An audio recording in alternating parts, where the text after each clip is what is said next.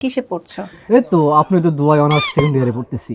Second ইয়ারে পড়ো? কোন সাবজেক্ট নিয়ে? সায়েন্স নিয়ে।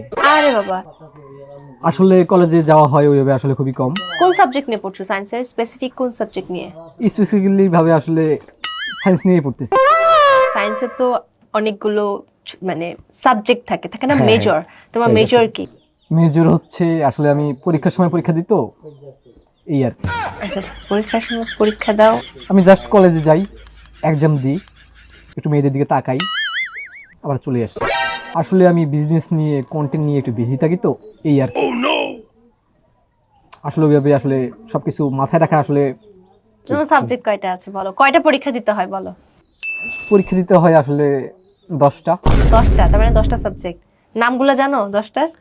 না না না, আসলে ওইভাবে নাম জানি না তো। ওই ব্যবসা, কন্টেন্ট এগুলো নিয়ে একটু ব্যস্ত থাকি তো, আসলে ওইভাবে আসলে এগুলো নিয়ে রিসার্চ করা হয়। ঠিক আছে। মনে পড়ছে, আমার সাবজেক্টের নাম মনে পড়ছে।